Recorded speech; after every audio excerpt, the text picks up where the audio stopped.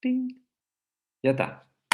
Bueno, muchísimas gracias, Joaquín, por acompañarnos en este curso de empatía activa y ética, que es un curso virtual que ya estamos culminándolo, es un curso de un mes y todas y todos los participantes han trabajado básicamente por su cuenta ejercicios, ¿no?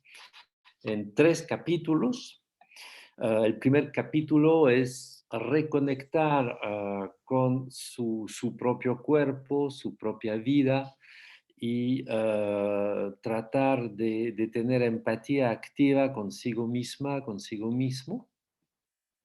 El segundo capítulo del curso es empezar a pasar de esa empatía reencontrada consigo misma a una empatía con el otro, ese otro que puede ser una persona. Entonces había ejercicios a hacer en parejas, pero también podía ser un alimento, ¿no? Tenían un lindo ejercicio que era comer una fruta en media hora, entonces una lentitud extrema para pensar, disfrutar de todo lo que significa up, comer una fruta. Y tenían que ir a abrazar un árbol, ¿no? Y escuchar el árbol y entrar en contacto con el árbol, ¿no? Y finalmente un tercer capítulo, que es el capítulo del retorno a la comunidad, del retorno al sistema, donde tenían que calcular su huella ecológica personal, donde tenían que calcular su huella de esclavitud personal, y darse cuenta que todo el mundo que nos rodea, esas mismas computadoras que utilizamos, los celulares, que aparentemente son cosas neutrales en nuestras manos, en la realidad nosotros estamos en manos de esos objetos que se transforman en un mundo y que nos fuerzan a admitir que formamos parte de un mundo insostenible, ¿no? Y dentro de este tercer capítulo, obviamente hemos introducido el ODS 18, del cual creo yo has escuchado hablar, ¿no? Y entonces estamos hoy día, como estamos hacia el final del curso, te quería invitar para compartir con todos los participantes tu propia reflexión, tu propia vida, tu propia búsqueda acerca de esa empatía activa, de tal modo que podamos, bueno, intercambiar juntos, ¿no? Y he hecho una serie de preguntas, porque así hemos acordado contigo. Y obviamente la primera pregunta es, ¿quién eres tú, Joaquín Leguía? ¿Qué haces acá, en este planeta? ¡Wow! Ese es un boom así de frente. Oh, así. Sí. Bueno, ya que nos vamos a llenar de historias y momentos, me das pie para contar una historia que pocas veces he contado, que es más una visión, un sueño, que responde no de manera tan directa a esa pregunta, pero sí la responde.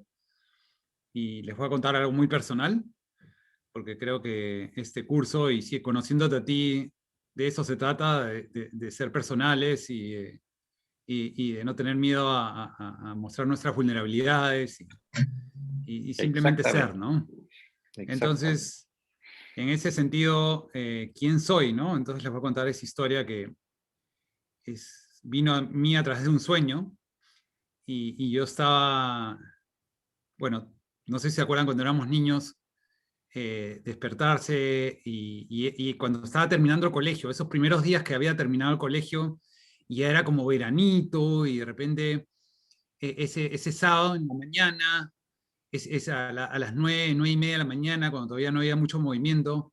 Imagínense esa sensación, pero bueno, estaba así y estaba en un campo muy verde, con un árbol frondoso atrás, y había un montón de niñas y niños conmigo, ahí jugando, haciendo no sé qué, y de repente veo como que se acerca un ser de luz, y, y era una ella, y dice algo, ¿no? Yo simplemente veo que dice algo, y yo voy caminando hacia ella, mientras que el resto siguen jugando y siguen estando ahí, y ella me agarra la mano, y comenzamos a caminar hacia a un lugar sin tiempo ni lugar, ¿no?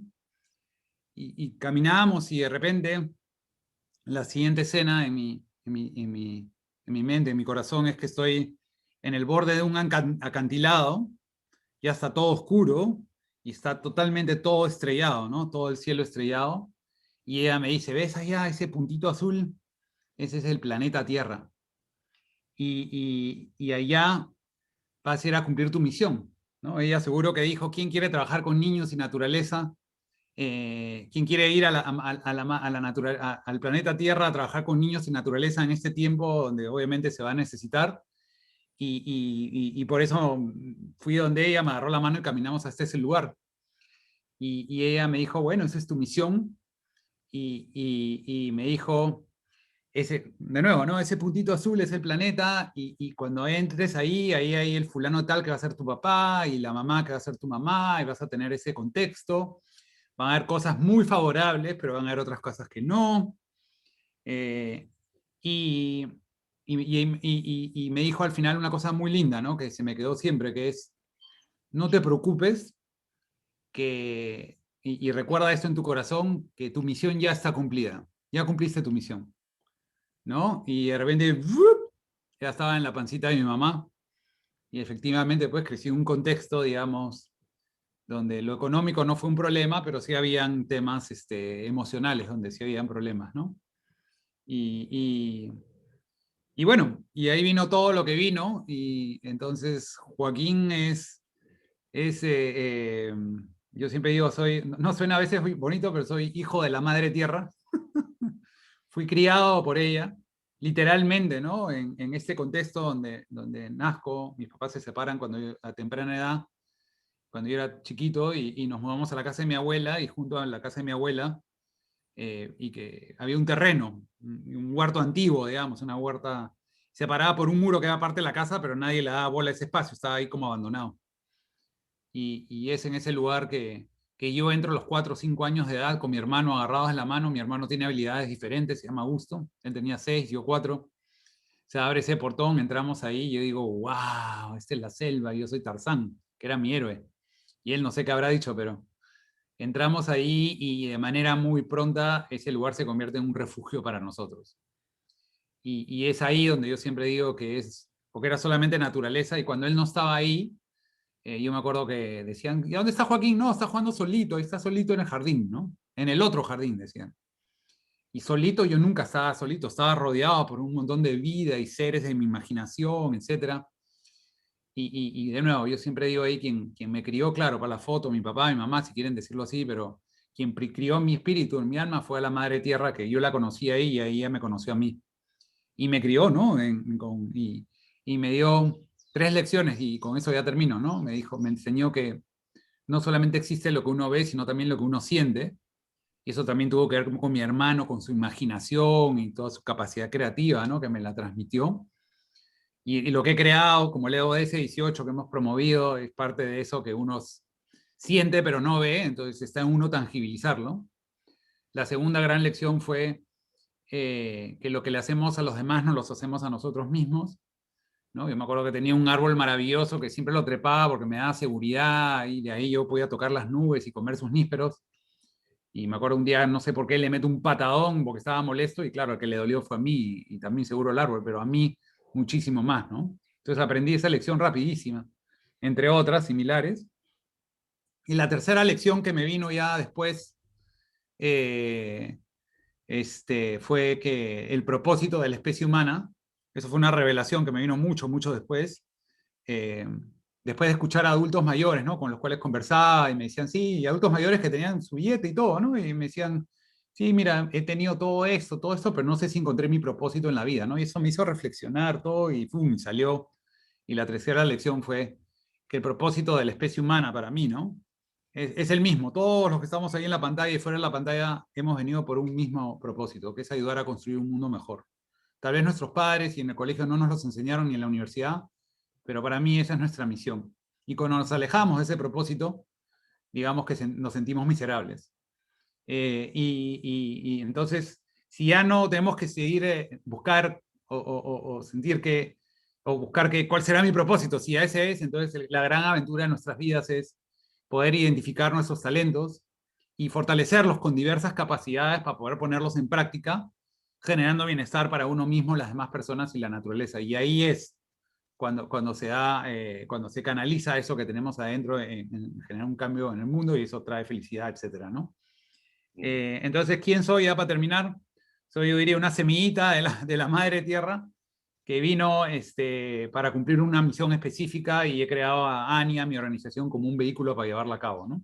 Y acá me pusieron Joaquín, tengo esta caracha, y tengo otras cosas, pero digamos, esos son para mí como un llavero. Ya con eso ahora sí termino, prometido. Para mí cuando uno viene es como que te dan el manojo de un llavero y y claro, ya vienes con unas llavecitas, ¿no? Si tienes el apellido, eso te ayuda. Si tiene, tus padres tienen digamos, recursos económicos, esa es otra llavecita, ¿no?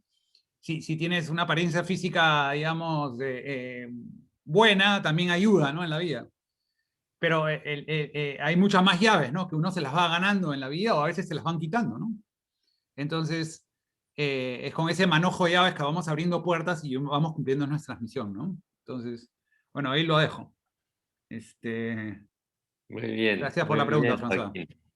La segunda pregunta, porque ya tú has, con tu sensibilidad, entendido que efectivamente es un curso donde abrimos corazones y nos ocupamos con cariño de nuestras vulnerabilidades, ¿no? Es justamente referente a las personas con habilidades especiales, ¿no? Tú y yo tenemos algo en común.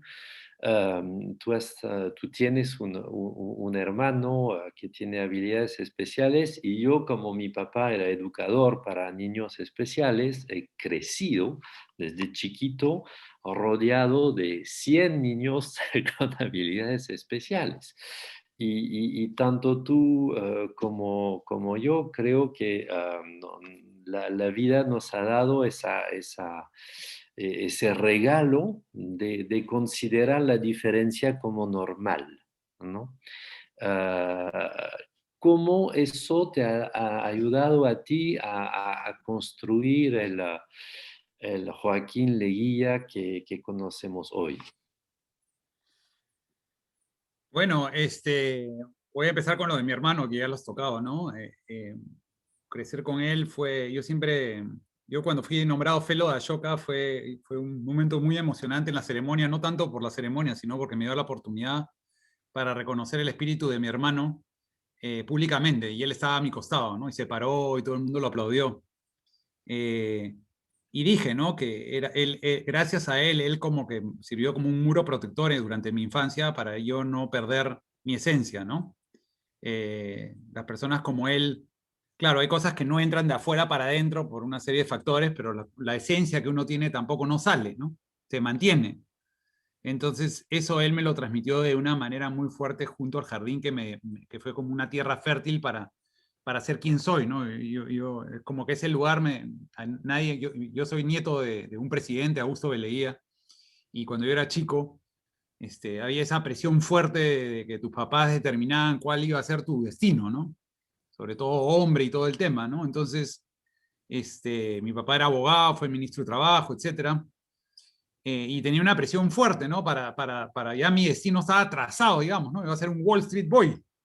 Nada contra los Wall Street Boys, cada uno es lo que es, ¿no? Y de todos lados podemos aportar. Pero fue en ese lugar donde, digamos, nadie me dijo quién tenía que ser ni qué tenía que hacer, simplemente era yo, ¿no? Yo creo que en la naturaleza encontramos nuestra propia naturaleza y ese es un gran problema de hoy día, que estamos tan alejadas de ellas que nos hemos olvidado quiénes somos. Y entonces, obviamente ese lugar influenció muchísimo en mí. como digo, me dio una cancha sin paredes, o sea, un lugar sin restricciones para simplemente ser yo y mi hermano fortaleció ese proceso. Y después, digamos que, que tuve el tiempo suficiente con ellos dos, con la Madre Tierra en mi jardín, con mi hermano, como para ya sentar esa base, ¿no? Y mi libre albedrío, de cierta manera, se quedó, quedó muy clara desde un inicio que mi felicidad estaba condicionado a eso que sentí de infancia, esa libertad, esas ganas de estar afuera, de estar, de ver diferente, lo que tú decías, François, ¿no? Es lindo porque ese lugar con mi hermano me enseñaron a sentir de una manera que no había sentido y mis ojos a ver de una manera el mundo de manera diferente, ¿no? Mm. Y además, complementando la historia de infancia, cuando tengo 9 años, mi mamá como que comienza a viajar a Pucallpa y a Arinacocha, donde había un hospital liderado por suecos, y se enamora de un sueco, después se casa con uno durante 11 o 12 años, están casados, pero durante esa época yo fui durante 4 años, todas las vacaciones que tenía, y me hice muy amigo de 3 niños chipivos en ese momento, ¿no? Y ellos me dieron su dejo, me Pucallpa es enseñaron, la selva peruana, ¿eh? Para sí, los... sí, la selva peruana, perdón. Y yo quería caminar como ellos, porque ellos caminaban sin zapatos y no les dolía nada, porque tenían la suela, pues los callos, y yo me hacía así en el piso, ¿no? Y me encantaba su dejo, y me enseñaron pues a pescar piraña, a protegerme en los ríos oscuros de las culebras, y siempre riéndose y alegres, nunca dejando que el miedo entre, ¿no? Entonces, bueno, en fin, todas esas experiencias se acentuaron mucho en mí y definieron quién era, pues, ¿no? Y la misión que iba a cumplir. Y como reflexión dejo esto, ¿no? Para la siguiente pregunta. Yo, en base a eso, y después del trabajo que he venido haciendo, yo creo que los primeros 12 años de nuestra vida, por decir un número, más o menos, definen, ¿no? Finalmente, qué tenemos y qué nos hace falta, y de cierta manera nos permiten desarrollar, saber que todavía en esa época no lo sabemos, ¿no? Pero definen de cierta manera qué vamos a hacer, ¿no? Si las carencias que uno tiene, claro, si te enfocas en las carencias que tuviste y no ves el lado lleno de la botella, si no te quedas viendo el lado vacío, claro, te pierdes, ¿no? Pero si dices, no, mira, yo he enfrentado esto y lo he podido de una u otra manera solucionar, yo no quiero que nadie pase eso, entonces, por lo tanto, lo que aprendí en mi infancia con lo que tuve y no tuve, me dieron los recursos para yo poder llevar a cabo y sacar adelante mi misión de vida de una manera muy particular y única. Y justamente mi jardín de infancia, digamos, con mi hermano ahí, ha sido la base para la iniciativa que nosotros promovemos que se llama TINI, ¿no? Tierra de Niñas, Niños y Jóvenes, ¿no? Que está en 10 países hoy día en el mundo. Chévere. Dentro de mi propuesta ética, en tres dimensiones: virtud personal, justicia social y sostenibilidad planetaria. Siempre trato de explicar la diferencia entre la moral y la ética, en sentido de que la moral es lo que nos permite integrarnos a nuestro grupo de referencia, nuestro entorno familiar, nuestro entorno social. Entonces la moral quiere obediencia, no quiere integración. Mientras que la ética es más bien una reflexión posterior que nos hace dudar de los principios morales que tratan de inculcarnos en nuestra infancia. Y entonces que la ética se define más bien por la desobediencia, y que los grandes líderes éticos fueron todos muy desobedientes con las leyes y las costumbres de su época, ¿no? Entonces te preguntaría, Joaquín, ¿cuál es tu desobediencia? Wow. Este,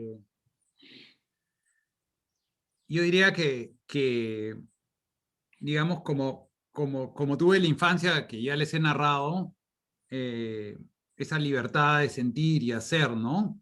Y fue tan fuerte lo que sentí que diría, si lo ponemos de desobediencia en relación a lo que ya está estructurado para uno, Este, entonces ya de chiquito ya tenía un montón de herramientas para poder tumbar esos muros, ¿no? Puedo narrar algunos de repente, ¿no? O de repente el principal, que es mis papás se separan cuando yo tenía 4 años, y ya cuando tenía 16, 17 y tenía que entrar a la universidad, bueno, uno quería que estudie una cosa, el otro otro. Entonces, claro, uno puede decir, pucha, papás separados, qué pena, ¿no? Para mí fue una maravilla, porque yo le contaba un cuento a uno y le contaba un cuento al otro. Entonces, había un sesgo fuerte para que estudie administración y todo ese tema, entonces que era al lado de mi mamá más que nada. Y entré a una universidad y el primer ciclo me jalaron de 6 cursos en 3. Y además, en las vacaciones, para empezar el segundo ciclo, me fui de viaje no sé a dónde, a la selva, no sé a dónde, y regresé y ya los 3 que podía llevarlos no los podía llevar porque sabían, los tres que sí había pasado no me matriculé, ya estaban llenos, entonces estaba en retroceso. Entonces ya desde ese momento me acuerdo que vi una película de lobos que me emocionó muchísimo y comencé a escribir un libro. Y es un libro basado en imágenes que hacía como un collage de las revistas National Geographic de mi mamá, que nunca se dio cuenta que las cortaba o no las veía nunca, estaban ahí, ¿no? Y durante 5 meses, en vez de estudiar, mi mamá pasaba por mi cuarto y decía, wow, este debe estar estudiando, porque eran la 1 de la mañana y yo estaba ahí. Y lo que estaba haciendo era este libro, este compendio de libros, los 16, 17 años, ¿no? Que se llama La Cuenta Regresiva, todavía lo tengo, es un ejemplar nomás que está ahí, y ahí está en la portada, en la carátula, que todavía le puse una carátula de esas duras, que había un empaste, hay una bolita blanca ahí grande, porque me salió una lágrima salada y que cayó ahí y fregó toda la fachada de la portada, me acuerdo, pero bueno, ahí tiene una historia linda, ¿no? Y entonces desde ahí yo dije, no, yo no quiero hacer esto. Ya ni me matriculé en la universidad, entonces fui donde mi papá, le dije, mira papá, no sé qué, no sé cuánto, y él me pagó la academia para volver a tratar de ingresar a la universidad, pero esta vez a una universidad agraria de la naturaleza, ¿no? Y que era del Estado. Entonces a la hora que entro ahí, entro con un buen puesto, ahí no tenía que pagar. Entonces ya no me podían condicionar que si te pago, no te pago, nada, ya estaba libre. Y ahí fui para adelante, ¿no? Digamos, y he pasado por 5 universidades, ¿no? Yendo así, dribleando, digamos, y al final me gradué con un bachiller en ciencias naturales, que en verdad no era nada, ni yo sabía qué cosa era, pero ya tenía el bachiller, que era lo que valía, que era para la siguiente etapa, que era hacer la maestría, ¿no? Y lo que yo había entendido que la maestría sí es linda porque haces exactamente lo que te gusta. Finalmente aplico a varias universidades y me acepta una universidad, no me aceptan algunas por X razones, pero me acepta la que estaba esperándome, que era la Universidad de Yale, que es muy buena. Y ellos me aceptan porque me entrevistan y ven mi pasión, mi cariño, mis historias, tales cuales se las estoy contando, ¿no? Y les encantó, solamente querían estar seguros que mi inglés estuviera suficientemente bueno y bla, bla. Y bueno, y cuando ingreso a la universidad, ya acabo en 2 minutos, ¿no? Voy a donde me ponen un consejero. Y consejero no me gustó para nada, pues es un tipo formal, con su corbata, ¿no? Ahí en la escuela del medio ambiente de Yale, dije, no me gusta. Y vi uno medio desordenado que él decía que su oficina era la bodega. Y él era un ecólogo social. Me encantó él, y él paraba con su corbata de los nativos y no sé qué cosa. Entonces, después de escucharlo una vez, le dije, oye, yo quiero que tú seas mi consejero. Y él me dijo, yo te he estado esperando a ti. Así de frente, ¿no? ¿Y por qué les cuento la historia de él? Porque hasta los 25 años de edad, yo nunca había tenido a nadie que reconozca lo que yo quería hacer en mi vida. Siempre era condicionado a lo que los otros querían que yo hiciera, ¿no? Entonces, lo que yo decía estaba condicionado a lo de los demás, entonces nunca era suficiente o era un hobby lo que yo quería hacer en mi vida. Y él, mi consejero, me dice, mira, me dice, ¿qué quieres hacer? Yo no sé si han visto El Señor de los Anillos, pero hay una parte que dice ahí, que lo atrapan a Gollum y al comienzo y lo agarran y él dice, Bilbo Baggins, dice, ¿no? Y de Shire, que es el personaje y el lugar, y ahí van los malos pues a buscarlos a los del anillo, ¿no? Entonces a mí mi profesor me dijo, ¿no? Mi consejero me dijo, ¿qué quieres hacer? Y yo dije, niñez y ambiente. Y me dijo, pucha, ese es recontra pionero. Me alegro que estés acá y yo voy a cuidarte para que llegues a hacer lo que es. Entonces me trajo todos los cursos y me dijo, no vas a llevar ninguno de estos, los que ya estaban preestablecidos, ¿no? Me dijo, ahora vas a llevar psicología de niños, vas a irte a otra escuela a aprender no sé qué. Y me agarró todo, me lo descompaginó todo y bueno, y me gradué después de 2 años con la especialidad del rol de las niñas y niños en el desarrollo sostenible, que como que no existía, ¿no? Y ahí ya para terminar esa parte, yo todo segurazo de mí mismo, ¿no? Tenía carta de recomendación de Javier Pérez de Cuellar, pues mi mamá Pituca, pues tenía buenos contactos, y venía de Yale, de graduarme y todo, entonces fui a buscar trabajo en Save the Children, y con la cual trabajo ahora muy bien, y UNICEF, y dije, ya pues se van a matar por mí. Y en 6 horas los dos me dijeron que no había espacio para mí, porque eso de que la naturaleza tiene impacto en los niños, sí, pero los niños no tienen impacto en la naturaleza. Entonces, llegué pero abatido a mi departamentito, y había una foto de una niña indígena ahí en la pared, que por algo la tendría, la miré y mi rostro se puso como el de la Mona Lisa, ¿no? Un poquito triste y un poquito feliz. Y dije, ah, bueno, si no hay, lo hago. Y ahí arrancó toda la historia de crear mi organización, ¿no? Genial. Esa es desobediencia, ¿ya ves?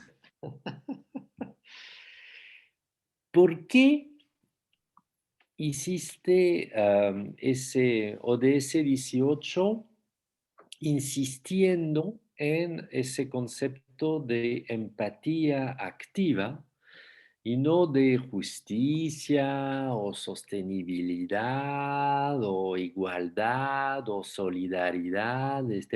¿Por qué te parece que ese valor de empatía tiene que estar a la altura de un objetivo de desarrollo sostenible de las Naciones Unidas?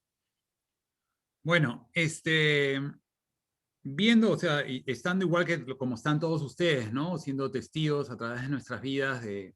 Hay cosas buenas que pasan y que no salen en las noticias, pero hay muy cosas buenas que están pasando, pero lo que pasan en las noticias por lo generalmente son muy malas y claro, están pasando, estamos viendo una crisis humanitaria, una crisis ambiental, por supuesto. Entonces, al ver todo esto, decía, ¿qué está pasando? ¿No?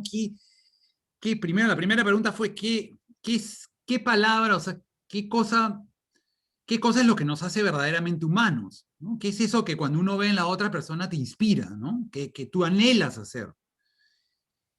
Entonces, y a la vez, ¿qué es eso? Y obviamente lo que sea eso, lo estamos perdiendo, porque no puede ser que esté pasando lo que está pasando si es que tuviéramos eso y estuviéramos evolucionando con esa partícula de Dios, o como le dicen algunos. Entonces, no, me puse a pensar, a hablar ahí en la naturaleza. A mi hermano también le pregunté, a mis hijos también, con un grupo de jóvenes, etcétera, y al final no había duda para mí que la palabra empatía se acercaba mucho a eso. Entonces, pero si uno mira empatía en el diccionario, es sentir lo que el otro siente. Y si ve quién es el otro, por lo generalmente es una persona, pero ahí no está el aire, el agua, el suelo, ni las plantas, ni animales, ni ecosistemas. Como no está en esta como visión urbana occidental que probablemente la mayoría de nosotros hemos crecido. No porque seamos malos, simplemente no está. Y si no está, no la vamos a buscar. Entonces, no, o sea, no sabemos que nos falta, entonces no la vamos a buscar. Entonces, eh, entonces dije, no. Entonces tiene que ser por la vida. Tiene que ser empatía con la naturaleza, con los demás, pero también, como tú bien dijiste al comienzo, François, con uno mismo, ¿no? Y acá un paréntesis, ¿no? Porque el ambiente, si yo les pregunto a ustedes qué es el ambiente, hay esas preguntas sencillas que a veces son difíciles de responder, pero a mí 2 niños me ayudaron a responder esa pregunta. La primera fue una niña que me dijo, oye, Joaquín, ¿y las mariposas que siento en mi barriga son parte de la biodiversidad? Imaginen qué linda, ¿no? Y me quedé pensando, pues ahí dije, ¿no? Las emociones, claro que sí, le respondí. Pues después se me quedó acá profundo. Y otro niño me dijo, oye Joaquín, después que les eché un floro en un colegio, que les di un discursito, me dijo, Joaquín, eso del medio ambiente está bueno. Y el otro medio ambiente me dijo, ¿a dónde está? ¿No? Entonces, estos 2 comentarios que me hicieron me llevaron a la conclusión clarísima que el ambiente es, o sea, el ambiente en total es el medio ambiente interno más el medio ambiente externo. Entonces, si solamente nos abocamos a solucionar el medio ambiente externo, no solucionamos nada. No logramos el cambio que tenemos que ver. Y si solamente estamos haciendo yoga, meditando y comiendo rico o sano, y no hacemos nada para afuera, tampoco nada va a cambiar. Entonces tiene que haber cambios en los 2 lugares para que finalmente el ambiente haya mejorado, ¿no? Entonces, es nuestro entorno social, es nuestro entorno natural y es nuestro entorno emocional. Son los tres. Es todo lo que compone él. Entonces, regreso ahora teniendo eso que les he dicho. Entonces, empatía por la vida. Pero regresé a la definición y empatía por la vida suena lindo, pero yo quería que fuera eso nomás, porque es más chiquito. Es más, cuando lo comento, todos dicen empatía por la vida, ¿no? Yo digo, pucha, ¿por qué no lo llamé así? Pero faltaba algo, ¿no? Porque empatía es sentir, pero no es hacer, necesariamente, ¿no? Entonces, salió empatía activa por la vida. Lo tratamos de acortar, le dimos vuelta a todo, pero al final regresamos siempre eso. Ya dijimos, bueno, lo perfecto es lo enemigo de lo bueno. Entonces quedó con eso y, y de ahí lo definimos como la capacidad, ¿no? Como del ser humano de poder priorizar el bien común. ¿Cómo lo priorizamos? A través de acciones cotidianas que generen bienestar en nosotros, porque nosotros somos muy importantes, pero también que generen bienestar en las demás personas y en la naturaleza, en los tres. Y ahí logramos avanzar. Y entonces, ya para terminar, François, esta pregunta, respondiendo a tu pregunta, ¿cuáles son estos compartimientos para mí de empatía activa por la vida? ¿No? Imagínense así un rectángulo con varios cuadraditos. Y cuando hablo de generar bienestar para uno mismo es lo que tú dijiste, ¿no? Es cómo estás, ser empático contigo mismo, con tu cuerpo, con tu mente y con tu espíritu y emociones, ¿no? O sea, es estar, muchas veces no estamos, nos olvidamos de nosotros, ¿no? Eh, bueno, hay varias cosas para comentar, pero digamos que esa es esa dimensión. De ahí la siguiente dimensión es los demás. Y esa es bien, bien linda, porque es, ¿quiénes son los demás? Son nuestra familia, son los que vemos y son los que no vemos. Los que no vemos. Y en los que no vemos está inmerso las cosmovisiones de muchas culturas originarias. Ahí están nuestros ancestros, que ya no están con nosotros, pero que son parte de nosotros y que a través de nuestras acciones queremos honrar su presencia en esta tierra, más allá de lo que lograron o no lograron, nosotros los vamos a honrar su presencia y honrar lo que hicieron si fue bueno y lo que no lo vamos a rectificar para que ellos estén bien, porque somos parte de un lineado, de un linaje. Y también incluye a los que están por venir, a los aún no nacidos, que son las futuras generaciones y que queremos obviamente dejar el mundo mejor que lo que encontramos. Entonces, en los demás es la familia, es lo que vemos y es lo que no vemos. Y dentro de los que no vemos también están nuestros ancestros y los que están por venir. Y en la madre tierra es el aire, el agua, el suelo, las plantas, animales y ecosistemas. Entonces, imagínense crecer siendo empáticos con la vida, ¿no? Con todos esos factores y estando conscientes, porque al final yo tengo la filosofía de que, como yo creo que todos lo tenemos acá, es que somos todos interdependientes, porque si el otro está bien, nosotros vamos a estar mejor. Y si esa lógica primara, obviamente el mundo sería otro, ¿no? Mm.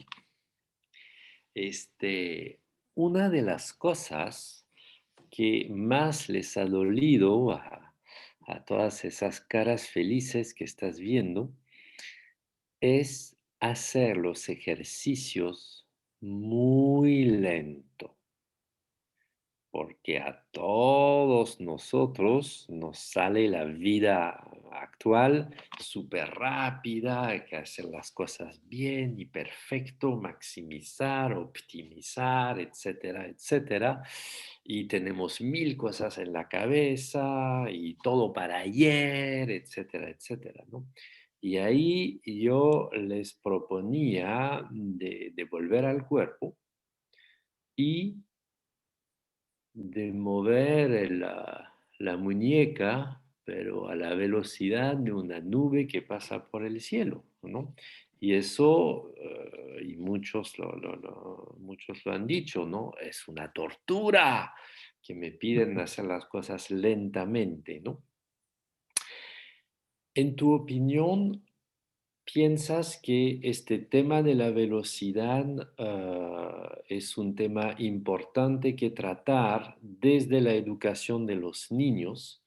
porque yo recuerdo muy fuertemente lo que decía un jefe espiritual amerindio de América del Norte, que decía, si un niño no puede estar sentado en una piedra durante media hora sin hacer nada, está a mitad educado. Y eso a mí me pareció muy, muy fuerte. ¿Qué piensas tú de esta dimensión temporal, ¿no? Uf, eso tiene tantas aristas, pero bueno, me hace acordar a Zootopia, esa película del perezoso ahí que hablaba así, todos nos desesperaban. Los que tenemos hijos seguramente que la hemos visto más que los que no. Pero bueno, eh, mira, hay el tema del biorritmo, ¿no? Y la naturaleza, que cuando vivíamos antes más cerca de la naturaleza, nuestro biorritmo iba de acorde al biorritmo de las estaciones. Bueno, acá no tenemos tantas estaciones, digamos en Lima, donde yo vivo, pero, pero cuando estás en la naturaleza todo tiene un tiempo, ¿no? Tienes que esperar a que, tienes que sembrar la planta se demora tantos días en germinar y ahí en crecer y dar su fruto. Y igual los animales, no es algo que podamos acelerar, claro, lo estamos acelerando con la tecnología y mira lo que está pasando, ¿no? Entonces, creo que como hay, acá voy a responder de manera no tan clara como las otras, ¿ah? O sea, en términos generales, yo creo que la velocidad, todo lo que es rápido es un indicador de insostenibilidad para mí. Y, y, y, y, y todo lo que es a corto plazo, ya, para mañana, son cosas superficiales que se desvanecen rápidamente, ¿no? Mientras que lo que es a mediano y largo plazo son decisiones y acciones digamos, que te llevan más a la sostenibilidad. Eso como punto inicial. Ahora, regresando a lo de, claro, pues los proyectos, por ejemplo, ¿no? Uno se mete en un proyecto y te dan financiamiento por un año, y un año no haces nada, pues no cambia nada, ¿no? O sea, sientas la basecita nomás y ya. Este, pero, o sea, sí, pienso eso, ¿no? Pienso eso del tiempo y pienso que nosotros como seres humanos hemos evolucionado, digamos, por muchísimo tiempo, menos los últimos 50 años, a tener un biorritmo más acorde al biorritmo de la naturaleza, ¿no? Ahora ya no estamos fuera de la naturaleza y es como que, pucha, agarras tu carro, el que lo tenga, y vas a 100 kilómetros por hora o 120 y no paras nunca. Pucha, el carro, las llantas se le van a gastar, le va a comenzar a faltar, le va a salir humo, el radiador, ¿no? O sea, no podemos ir tan rápido. Tampoco lento, tampoco. Ahora, ¿por qué? Porque según la ciencia dice que en 2030 hasta tenemos 9 años para generar un cambio, ¿no? Entonces tenemos que armonizar un cambio que ya, o sea, un cambio de ruta, no cambiar, sino hacer que la dirección en la que vamos cambie ahí. Eso es lo que no es, en los siguientes 9 años tenemos que lograr. Entonces, por un lado, tenemos yo creo que tenemos que equilibrar nuestra vida y obviamente llegar a generar esos cambios, que parte de ese cambio también es cambiar la velocidad, ¿no? Y considerar tu cuerpo, tu bienestar, que no lo estamos atendiendo. Claro, nos maquillamos, nos ponemos la ropa bonita, hacemos ejercicios, tal vez, a veces no, muchas veces por salud, sino para vernos bien. Y entonces, todo eso no dura mucho, pues, si sigues a la misma velocidad, ¿no? No sé, eso es lo que pienso, ¿no? Tú complementame, François. No, no, sí, está bien. Y para seguir con esta noción de biorritmo, tú hablas, bueno, tú resaltas este concepto científico de trastorno por déficit de naturaleza, ¿no? Ujú. ¿Puedes explicarnos un poco más sobre eso? Sí, ese es un término acuñado por un periodista, un escritor que se llama Richard Louv, que después que digamos, agarró un montón de estudios y a partir de ahí se han hecho muchos más estudios que prueban ello. Pero lo que dice es lo siguiente, o sea, se los voy a hacer más amplio, ¿no? Dice, antes, o sea, había una migración de lo rural a lo urbano y hoy hay una migración de lo real a lo virtual. Digamos, ese es el transecto, ¿no? Entonces, cuando vivíamos en lo real y en el campo, éramos parte de la naturaleza y la naturaleza era sujeto, era madre tierra. Y ahora, en el transecto donde estamos, somos independientes de la naturaleza y la naturaleza es objeto. Y es sobre ese concepto que hemos creado hemos institucionalizado y desarrollado la visión de un mundo diferente. Que para mí ahí está el problema. Ahí es cuando se da el quiebre, entre el ser humano con su entorno natural y consigo mismo, cuando comenzamos a tratar la naturaleza y la industrializamos y la ponemos como si fuera una cosa, ¿no? Entonces, es en ese mundo más urbano y tecnológico que las niñas y niños comienzan a cada vez estar menos en contacto con la naturaleza, ¿no? Yo creo que hay estudios que dicen que de repente nosotros, François, personas un poco mayores, pasaban, o sea, comparado a nuestros hijos, a nosotros pasábamos 90% más de nuestro tiempo en la naturaleza o afuera que ellos. Ellos, ahora que es el 10% de su tiempo, están afuera y 90% adentro. Y adentro y conectados de ese 90%, creo que 80 o 70% de su tiempo libre, digamos. Y ahora con la pandemia ni qué decirlo, ¿no? Pero digamos, ese es otro contexto. Entonces, y es en ese abandono del contacto con la naturaleza, es tener ese sentimiento de asombro, de libertad, de comer pasto, como le digo yo, que las niñas y niños están creciendo con otras características, ¿no? Están siendo más apáticos, o sea, menos empáticos, hay un mayor incremento en la obesidad por la falta de movilidad, ¿no? De la parte física de manera natural, de jugar afuera, de tirarte, revolcarte, trepar árboles. También hay sistema inmunológico, están más débiles, hay mayor déficit de atención, entre otras características, ¿no? Y son esas características que le llaman déficit por trastorno de naturaleza, ¿no? Por falta de naturaleza. Y dentro de eso ya hay estudios que también dicen, ¿no?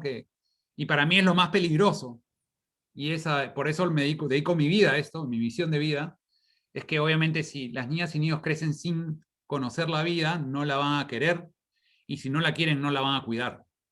Y si la generación que viene no la va a cuidar, bueno, ahí sí se acabó todo para mí. No va a haber mucho que podamos hacer, ¿no? Y todos esos ODS, los 17 ODS, digamos, y por eso promovemos la empatía activa por la vida como el ODS 18 desde la sociedad civil, y no es oficial,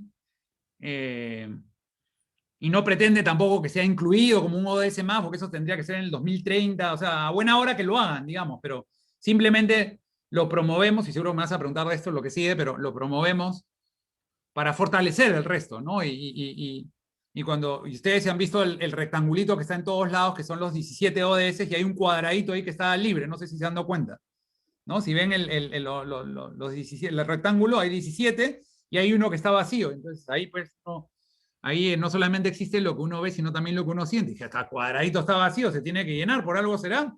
Entonces hay que crearle el ODS 18. Y es así, por eso, o sea, ahí cajó perfecto eso.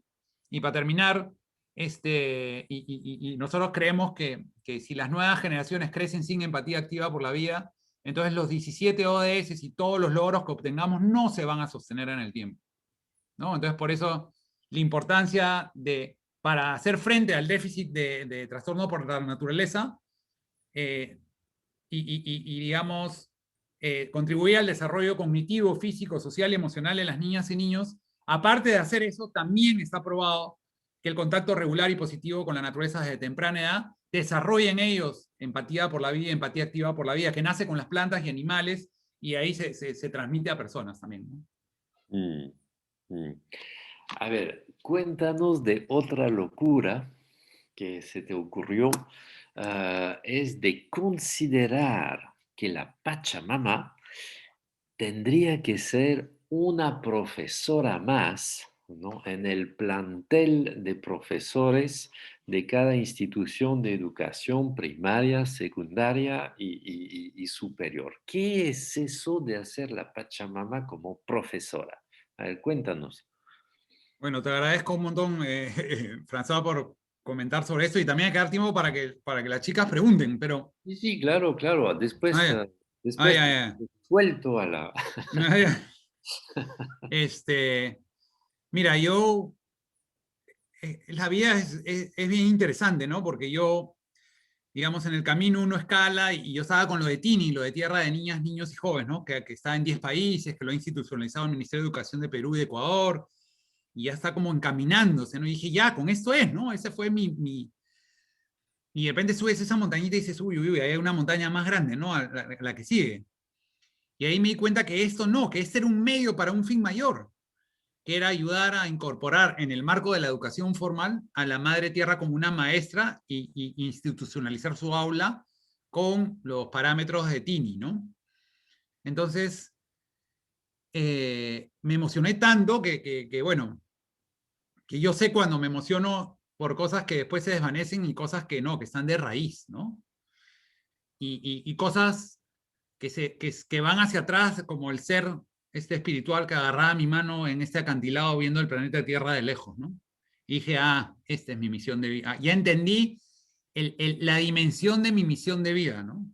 Por condiciones de mi infancia, fui criado por la Madre Tierra en este jardín en medio de la ciudad, en un contexto donde ningún familiar mío estaba en esa dimensión.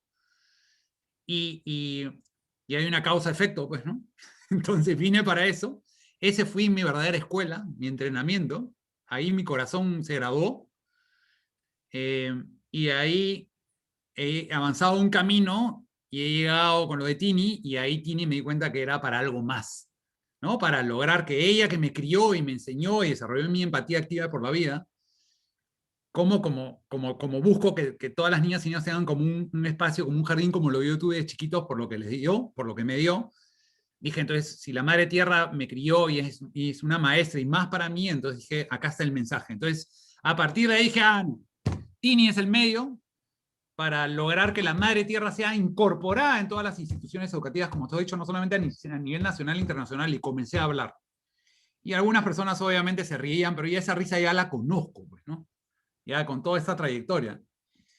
Y yo les decía, como ahora después les pregunto a ustedes, ¿no? Les voy a preguntar, a ver, díganme, o sea, traten de buscar objeciones a esto, ¿no? Entonces, sí, es muy hippie, no, eso es muy Bolivia y Ecuador, muy comunista, sí, o sea, la vida misma ya la estamos politizando, ¿no? Y eso está mal, pues. Entonces, pero comenzaron a haber reacciones lindas.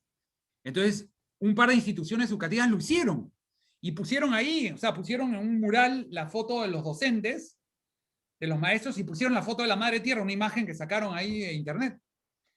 Y una directora me contó que ella habló y dijo, ¿no? Y les dijo a todos, ¿no? Ahora desde que tenemos esta nueva colega, nuestras niñas y niños están desarrollando mucho más valores y actitudes en la vida, más que como humanos podíamos haber nosotros logrado, ¿no?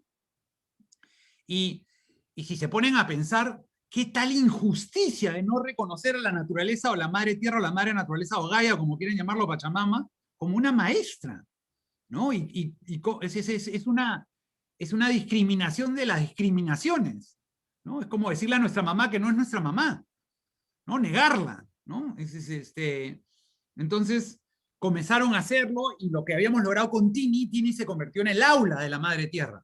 Entonces ya evolucionó a eso, ya logramos que se institucionalice en el Perú, por ejemplo, con el nombre de espacios de vida, hay 6.000 en 6.000 escuelas, pero igual siguen teniendo la práctica de huerto tradicional, que es la lógica de explotación de los recursos naturales y tratar a la naturaleza como un objeto. Entonces esto ya le da la vuelta. Entonces ya tenemos una hoja de ruta, yo con gusto te la comparto después, François. Sí, por favor. Bueno, para pues, que la puedas compartir con todos los que están acá. Y tenemos una carta de adhesión para Perú y a nivel continental de las Américas. Ya están comenzando a sumarse, y ya en Perú ahí está la Universidad Continental, que ahorita después de esta reunión a las 5:30 tengo reunión con ellos para ver cómo lo hacen. La Instituto Pedagógico Nacional de Monterrico, el principal instituto que capacita a los futuros docentes para las escuelas, están institucionalizando a la Madre Tierra como una maestra más. La Universidad Federico Villarreal, que también toda la escuela inicial de educación inicial también ya lo están haciendo. Ya tuvimos una primera capacitación, hicieron un curso lectivo de un crédito, que ya lo hicimos y fue maravilloso. y hay otros lugares que ya se comenzaron a sumar. Entonces, y la meta, François, es lograr, yo soy de la Universidad de Yale, como les dije, entonces ya le estamos presentando mañana una carta al decano de la Escuela del Ambiente de Yale, que dicen que son los líderes en innovación, los mejores del mundo en esta cuestión, y quiero ver qué no, o sea, estamos con una curiosidad para ver qué nos responden, porque le estamos planteando que ellos sean quienes inspiren a otras universidades de ese calibre, porque si ellos lo hacen, muchos lo van a hacer, ¿no? Y que tengan a la madre tierra, que la reconozcan como faculty, o sea, como maestra, y que determinen un área que sea su aula. Acaban de invertir 40 millones de dólares en una infraestructura toda verde, con, no sé, ¿no? Que disminuye la huella de carbono, etcétera. Y vamos a ver si le dedican, pues, aunque sea $1000 a crear el aula de la madre tierra, ¿no? Va a ser bien interesante. Entonces, eso es disruptivo, François, yo sé que te encanta eso, pero Sí, nosotros no vamos a parar.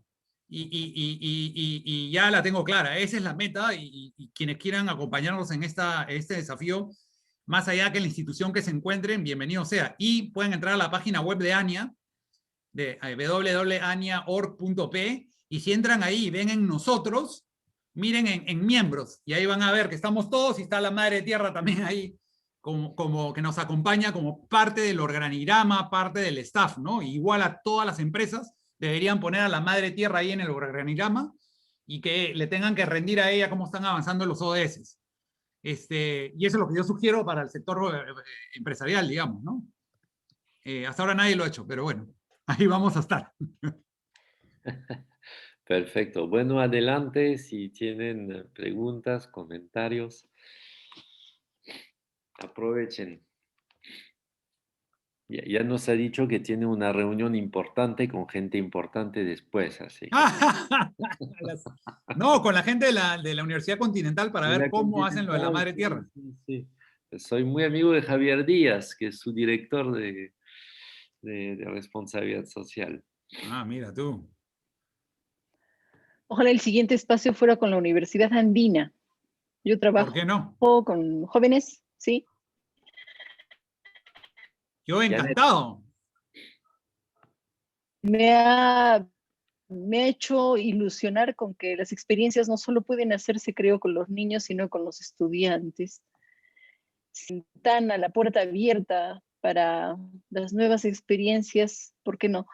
Yo creo que también a nivel de universidad tendrían que ponerse algunas cosas en la estructura curricular, en los cursos de epistemología, filosofía, porque el error, creo, viene desde la forma en que Aristóteles, Descartes nos ha hecho separarnos del mundo en el que vivimos y de objetivarlo. Entonces, gracias por el regalo que nos das, François, y ojalá pudiéramos acceder a la grabación.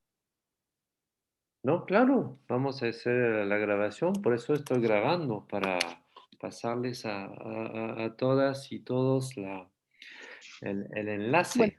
Sí, sí, sí, claro que sí. se me fue el enlace. Gracias, gracias. Buenas tardes, François. Buenas tardes, Joaquín. Buenas tardes con todos. Mirea, Sí, después ¿cómo Cristina. estás? Sí, realmente, Joaquín, el escucharte y saber que eres un ser humano, que te comportas como tal, me genera a mí mucha esperanza. Muchas gracias. Primero eso. Te cuento que yo estoy ahorita haciendo tutoría, porque ahora la virtualidad me lo permite, y estoy en un colegio de secundaria. Fíjate tú que me invitaron porque saben que yo trabajo el tema de responsabilidad social. Es un colegio nuevo en Tacna. Le voy a proponer al director, porque como es científica school, va muy relacionado al tema de la ciencia y el ambiente, le voy a proponer, y también yo participo de dos fundaciones. Una fundación que se llama Inveciencias, que se promueve en los gabinetes estudiantiles. Tengo un amigo docente, que él está en Huacho, que tiene un proyecto de trabajar el tema de ciencias con los jóvenes universitarios, y también hay una fundación en LIS que se llama, esta fundación promueve las escuelas libres de investigación científica para niños. yo creé un proyecto que se llamó La Casita del Niño Investigador, pero no les gustó, porque no había sido idea de ellos. Así que ahora que te escucho, pienso que voy a ser desobediente también, que voy a crear algo, porque la verdad que sí, fueron 2 años muy difíciles. Saber de que cuando les propuse la idea, dijeron que esa era una idea personal y no afín a lo que ellos habían pensado, ¿no? Entonces, gracias por enseñarme a ser desobediente. Y quisiera preguntarte cómo haría este promotor de esa fundación y también del colegio secundario para coordinar contigo, Joaquín. Mira, bueno, gracias por tus palabras. Lo primero que dijiste es siempre, y François también se lo dicen, porque también tiene, como ya saben, esa inocencia de cierta manera achorada y amorosa. Pero gracias, porque eso siempre me hace siempre es energía para el corazón, ¿no? Y lo nutre. Y lo segundo es sencillo, te voy a poner aquí ahorita mi correo electrónico, que me escriban de frente. A mí de frente conmigo. El que quiera de verdad, que me escriba. Pero para hacer cosas, no para echar floro. Porque ahí sí ya lo choteo nomás. Porque no hay tiempo. Entonces, bueno, ahorita, o si no, no sé por qué no puedo, hay algo acá en mi teclado. Ah, espérate, ya vi, espérate. Ya, @gmail. Ahí está. Ahí está mi correo, que me escriban y por favor comparte esas 2 infografías que he puesto ahí para que las puedan descargar. Tenemos una carta de adhesión que ya estamos promoviendo. François siempre que es tan crítico o constructivo me ha dicho que agregue una cosita más ahí y lo voy a hacer porque es válido lo que él me dice. Pero igual ya está la carta. O sea que hago eso en 5 minutos y lo voy a poder compartir. Más bien tú escríbeme si quieres y ahí, o con ellos, y ahí les mando la carta de adhesión, mi correo electrónico, mándales esas infografías y ahí podemos tener una conversación. Fantástico. Y yo los guío cómo hacerlo, así, en media hora. No es nada difícil. No cuesta y es voluntad, ¿no? Pero tienen que querer hacerlo de verdad. Tienen que querer. Mira, lo que la pandemia nos ha enseñado es que lo único que no podemos hacer es lo mismo de siempre, porque los resultados van a ser los mismos. ¿No es cierto? No podemos. Entonces, es momento de innovar, ahorita, más que nunca. Lo único que a mí me aterra es que volvamos, como yo escucho a la gente que quieren volver a la normalidad, Dios mío, no volvamos a esa normalidad. Ahí sí nos fregamos, ¿no? Listo, gracias Mireia. Gracias, Joaquín, y pues por compartir y por tu transparencia. Muchas gracias. Cristina, adelante, y después Brenda. Sí, muchas gracias, François, muchas gracias, Joaquín, y buenas tardes con todos. Me gustó mucho cuando empezaste a contar un poco cómo es que empezó este despertar en ti, Joaquín. Y bueno, escuchaba esto del déficit del déficit por falta de naturaleza. Y creo que a mí particularmente yo siento que durante mucho tiempo, desde niña, he estado con este trastorno. Y mi despertar ha sido hace unos años, hace unos 5 o 6 años, y empezó porque tuve más contacto con la naturaleza, y eso fue como lo que destrabó, hizo que entienda muchas cosas, me sensibilice y me vuelva más sensible, creo, ¿no? Y yo decía, ¿cuántos años perdidos de vivir mecánicamente? Y en este despertar me doy cuenta que cuando estás más despierto al mundo, te das cuenta que hay muchas personas como tú, como François, que ya han venido trabajando esto, pero que como estamos tan dormidos, no buscamos o no nos damos cuenta que también hay canales donde ya se trabaja en esto, y en esa búsqueda yo me acuerdo que, al igual que tú, sentía que hay que crear más espacios para que nos conectemos con la naturaleza,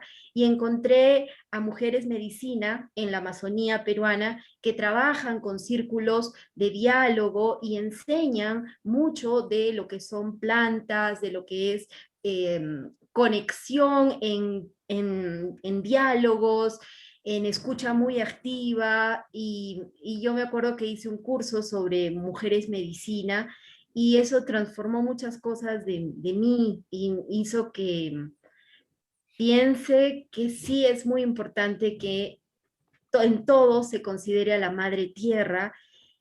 Y bueno, a raíz de eso comencé a escribir un poco sobre el cuestionamiento hacia la ciencia en relación a cómo la ciencia muchas veces también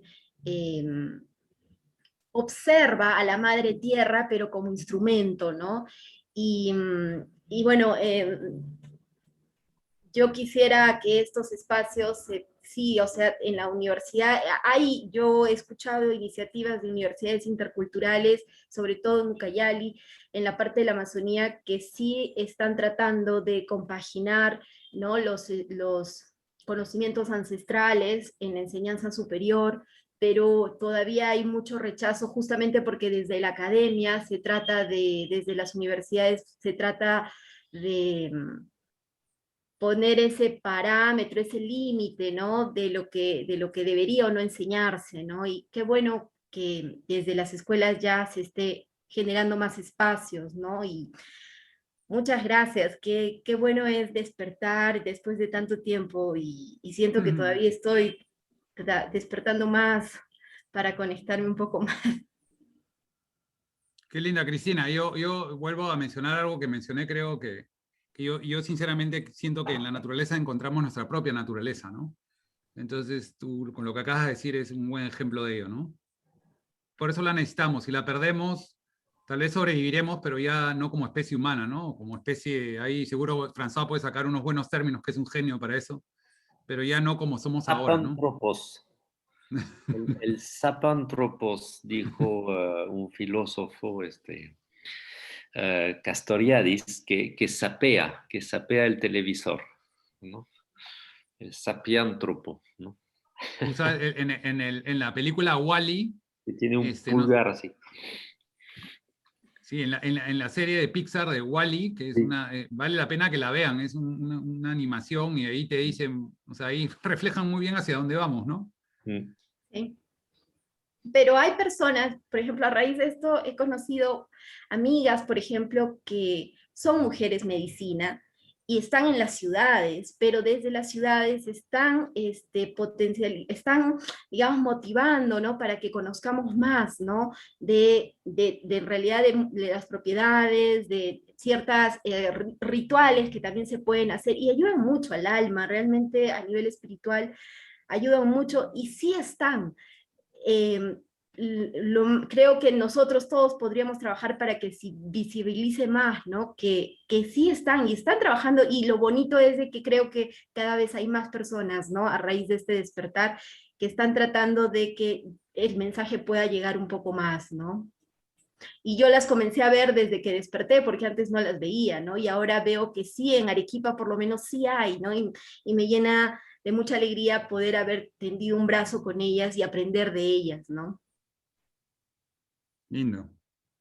Súper, Cristina, gracias. Brenda. Brenda Usuza. Sí. Un ratito, hijita. Estoy con mi hijita acá, disculpe. Estamos con todos los hijitos todo el tiempo acá. O sea, Gracias. Muchas gracias, François Joaquín. Es lindo encontrar seres humanos no solo pensantes, sino sintientes, como siempre digo, ¿no? Desde hace algún tiempo me defino así, como ser humano sintiente. Tenía 3 preguntas puntuales para no irnos en tiempo. Primero, Joaquín, si en tu investigación, en toda esta pasión que te ha llevado a construir ANIA y a este ODS de empatía activa por la vida, ¿has leído algo sobre si las mujeres somos más empáticas? Mujeres como sexo femenino, porque la otra vez escuchaba un podcast sobre la culpa en el ser humano y quienes comentaban esto, no recuerdo si citaron exactamente libros, pero decían que habían leído muchos artículos científicos, ¿no? De cientistas, de neurólogos o neurocientíficos, que decían que las mujeres, por ser más empáticas, son capaces de sentir más culpa. No sé si en tu trabajo has leído o sabes algo de eso, porque sería interesante saber qué rol nos toca. No por nada somos acá, salvo los dos ponentes, todas mujeres, ¿no? Entonces, ¿qué nos toca ahí? Mira, Y luego... A ver, Brenda, te respondo esa Sí. porque yo soy de memoria corta. Ya. Ya, mira, al toque, al toque. Sí, justo me has leído la mente porque me llamaba la atención cómo todos son mujeres, con excepción de Antonio, y qué lindo ver que hombres lleven un curso como este, ¿no? Que lo necesitan a gritos, que lo necesitamos a gritos. Entonces, mi experiencia es que sí, que las mujeres tienen, yo creo que todos podemos llegar a un mismo nivel de empatía, pero las mujeres, de cierta manera, no sé por qué razones, pero sí pueden manifestarla, digamos, de una manera más abierta, ¿no? Yo creo que yo creo que la violencia entra, de repente estoy totalmente equivocado, pero les voy a dar lo que yo siento. Esto no es estudio, nada, es lo que siento. Yo creo que la violencia entra al mundo por el género masculino. Y entra al mundo la violencia como respuesta o sea, el hombre y la mujer somos igual de vulnerables. Tenemos distintas vulnerabilidades, pero somos igual de vulnerables. Si no, pregúntale, o sea, los que pueden dar fe de eso son nuestras esposas y los doctores, ¿no? Entonces, y nuestros hijos. Entonces, pero el problema es que en la sociedad que hemos crecido, en la vivimos, el ser vulnerable es sinónimo de debilidad, ¿no?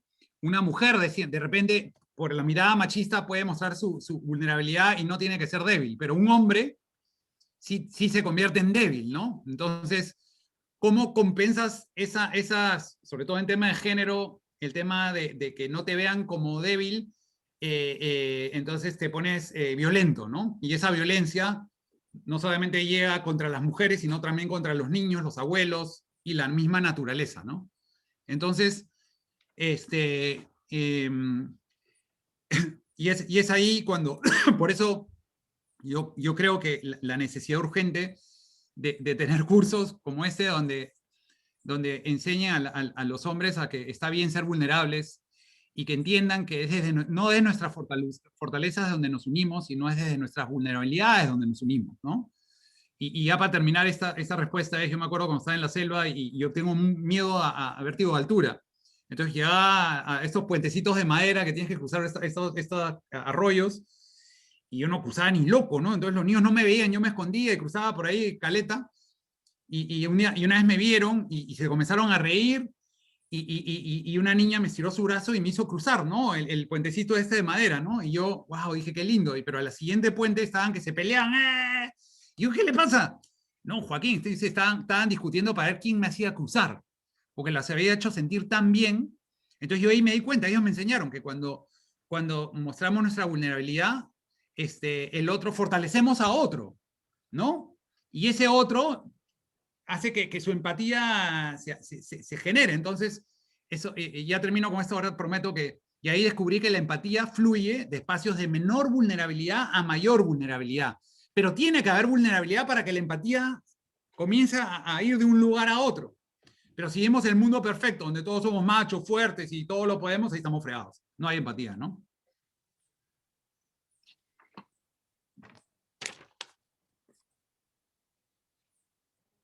Brenda, tu segunda pregunta. Pero te corté tu micrófono porque había... Sí, disculpen, que acá estoy con un poco de bulla. Brenda. A ver, hago mis dos preguntas siguientes. Joaquín, ¿con cuál consideras? Tú dijiste que los otros, que la empatía es transversal a los 17, a los otros ODS, ¿no? Objetivos de Desarrollo Sostenible, son 17.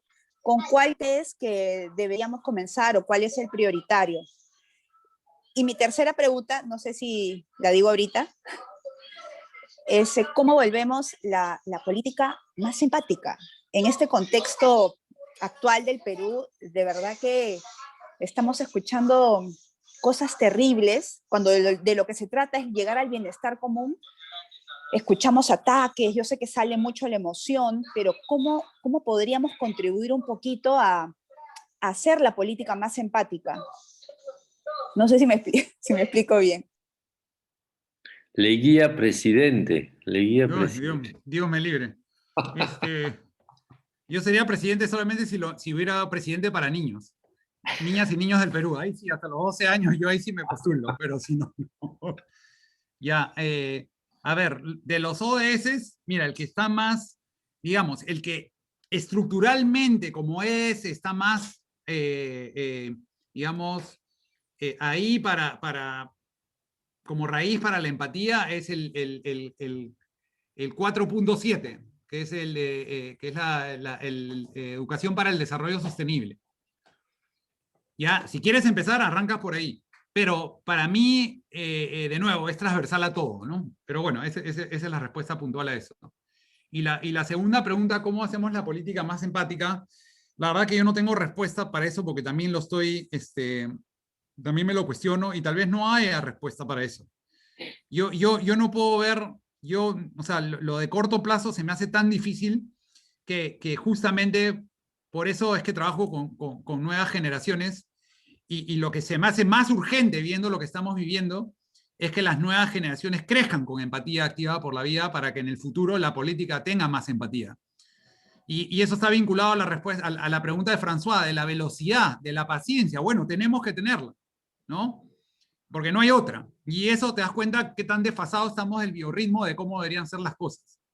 Entonces, mi apuesta y mi esperanza están en trabajar con certeza con el tema de las nuevas generaciones y por eso hemos hecho lo que hemos hecho. Por eso, y por eso promovemos, es el afín de promover a la Madre Tierra como maestra, porque está clarísimo, para mí ya está clarísimo, como dice Einstein, ¿no? No podemos solucionar los problemas con el mismo nivel de conciencia con los que los creamos. Necesitamos otro nivel de conciencia. Y necesitamos cambiar de esa mirada antropocéntrica del mundo a una distinta, ¿no? Tenemos que hacerlo, es que ya no funciona, de repente funcionó un momento, pero ya no funciona. Nos está salpicando por todos lados, la pandemia es un indicador de eso.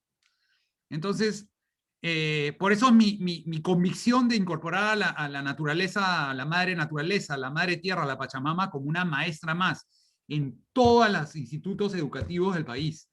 Y yo sé que eso va a ayudar, no va a solucionar todo, pero va a ayudar muchísimo porque las nuevas generaciones van a crecer mirándola como un sujeto y no como un objeto.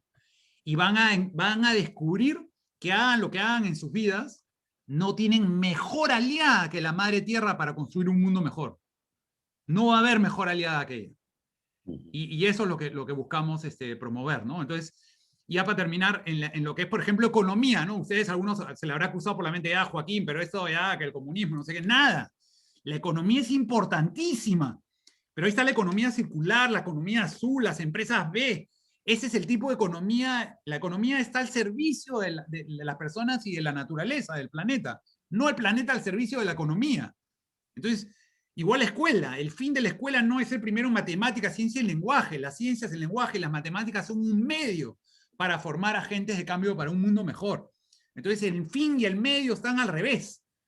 Entonces, es simplemente ese switch, y yo creo que teniéndola ahí en la pared y haciendo acciones a raíz de que ella está en la pared, teniendo el aula de la Madre Tierra, etcétera, etcétera, vamos a lograr ese cambio. Ella nos va a ayudar. Diana y después María Elena. Diana, desde Madrid. Hola.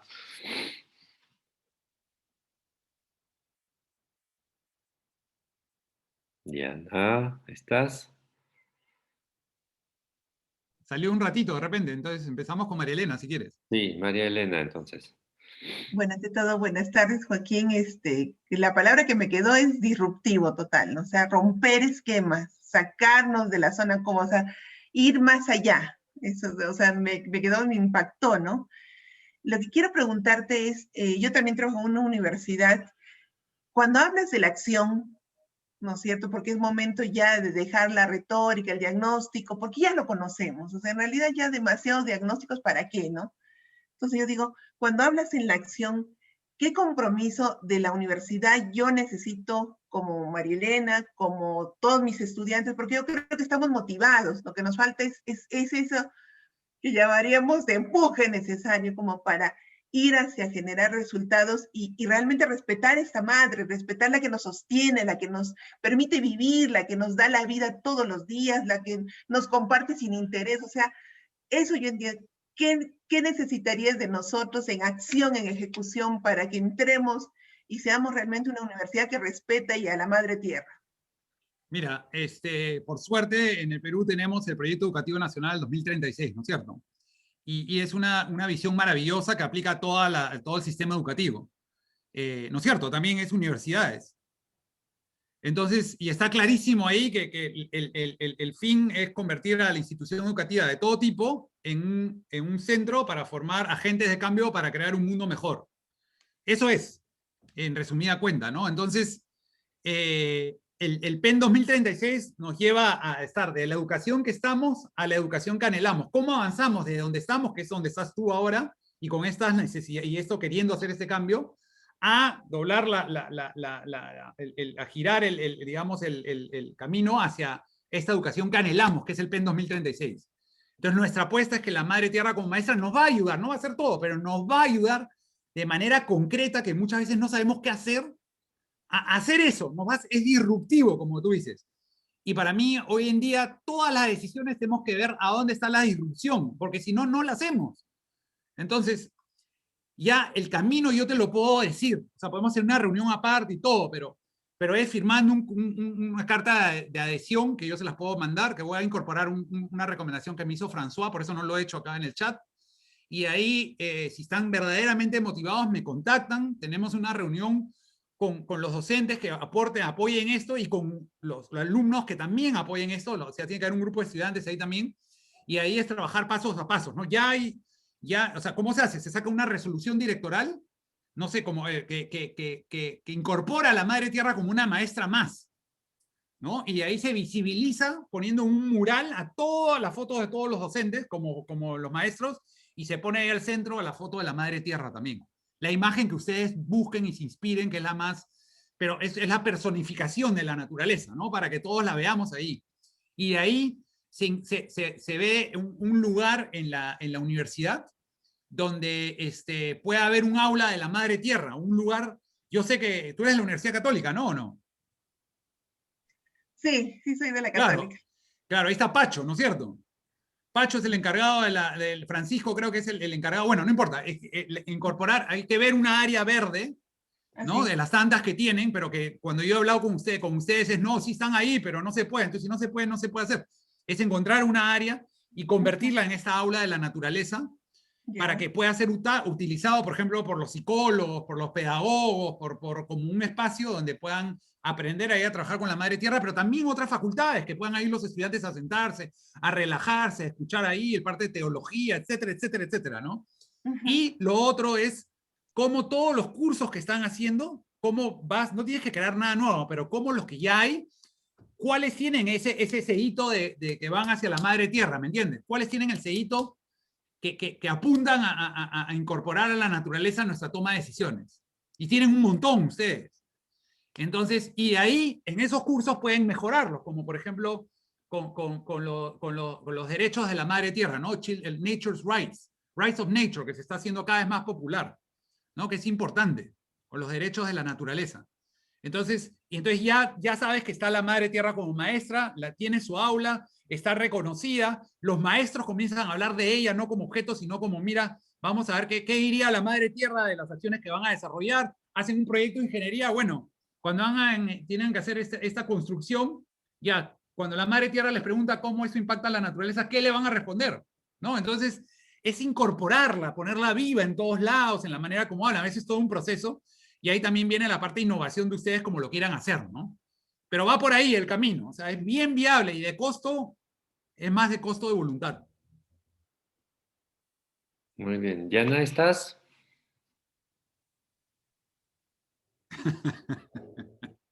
Creo que Diana se durmió. Ahí está Diana, No. ahí está. Tu micrófono, Diana. Bien, ¿ahora me escuchan? Sí.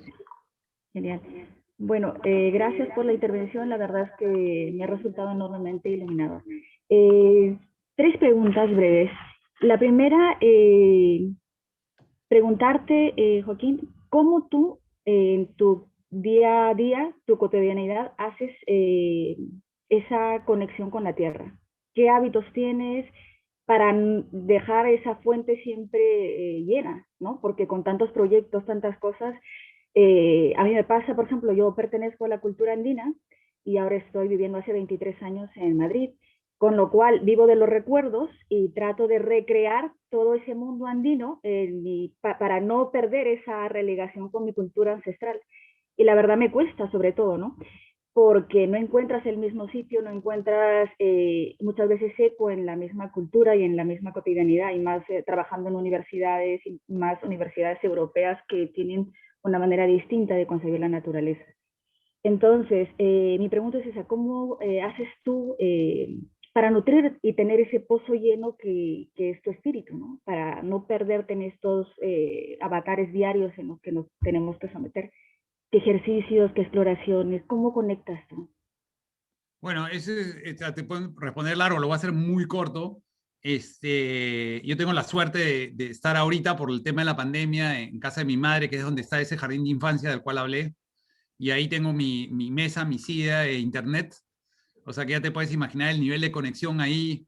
Tengo mis perros, mis hijos van ahí, juego con ellos, y bueno, y hago lo que amo, hago justamente lo que hago y promuevo a la Madre Tierra como maestra, ¿no? Como lo estoy haciendo ahora.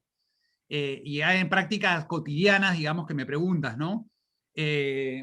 Tengo, por todos lados vuelvo locos con el tema del ecoladrillo, ¿no? Cada vez que van, lo voy rellenando, tengo miles de estos. De ahí procuro hacer ejercicios todos los días, comer sano todos los días. Trato también de regar de vez en cuando el jardín un par de veces a la semana porque eso me riega a mí. Y jugar con mis hijos, darles tiempos a ellos, también ser amoroso con mi esposa.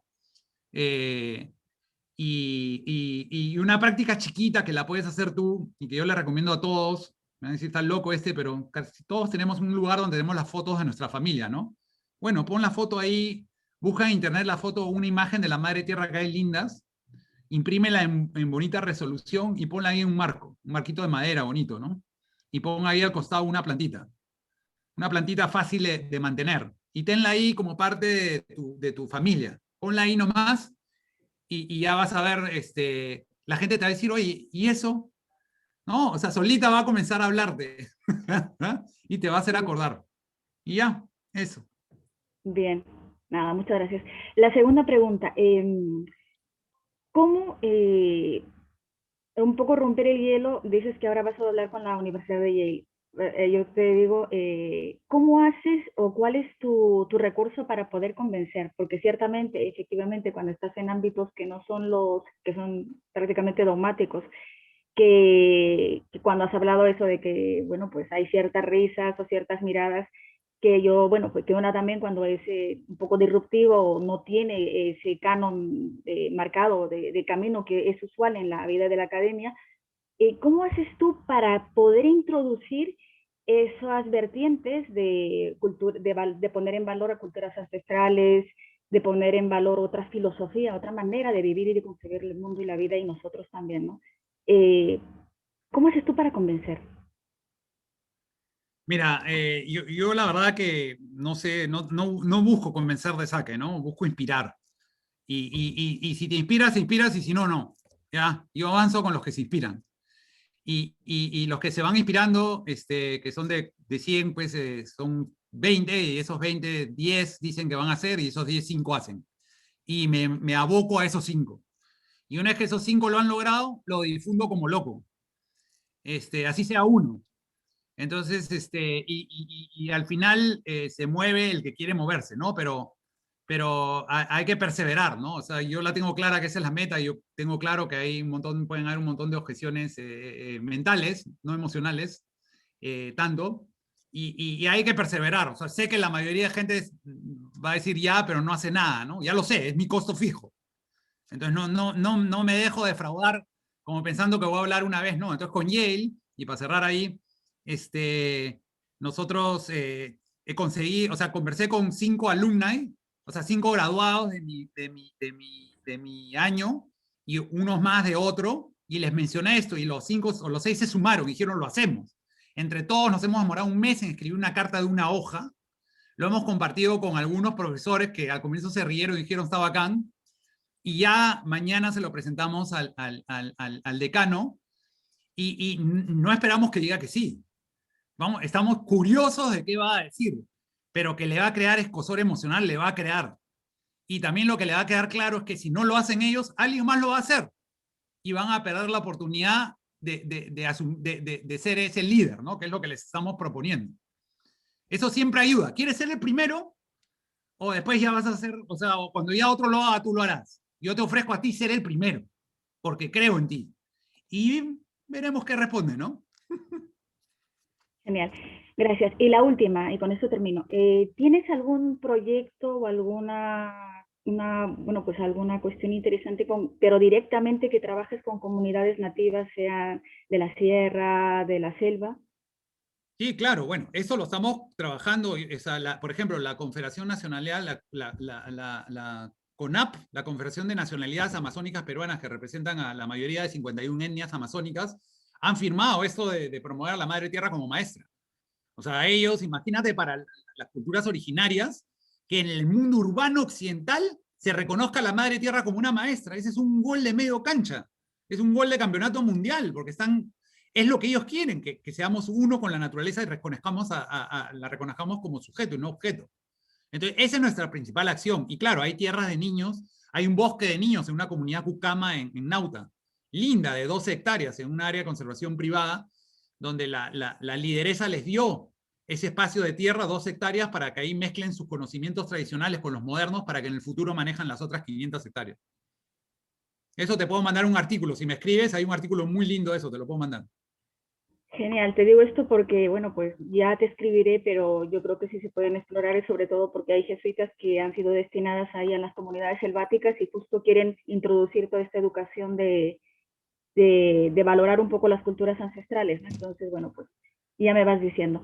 Nada, muchísimas gracias a los dos, un abrazo enorme, y la verdad, esto, que viva la Madre Tierra, la Pachamama, o...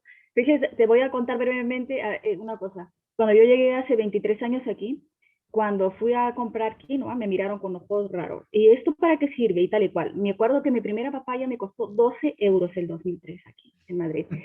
Y cuando un día se me cayó de la bolsa la quinoa, el decano me preguntó, ¿y esto? Me dice, ¿qué es? ¿Para qué sirve tal? Y hoy día veo con total agrado que cómo precisamente esa colonización gastronómica o de productos va siendo cada vez más cotidiana aquí, ¿no? Y que ya no es tan extraño pedir productos, y yo creo que hay una especie de, bueno, pues, ¿no? de sincretismo gastronómico, digamos, que está entrando de otra forma, ¿no? Y la verdad es que, bueno, tu proyecto es súper, súper interesante e inspirador, y a ver qué podemos hacer entre todos para seguir moviendo conciencias, ánimos y corazones. Gracias, un abrazo fuerte desde la distancia a los dos y muchísimo trabajo. Y un abrazo para todos, ya que es nuestra última clase. Gracias, Diana. Bueno, gracias, Joaquín. Creo que tienes dentro de un minuto otra, otra reunión. Te vamos a dejar acá. Realmente fue espectacular. Y ya tenemos la grabación.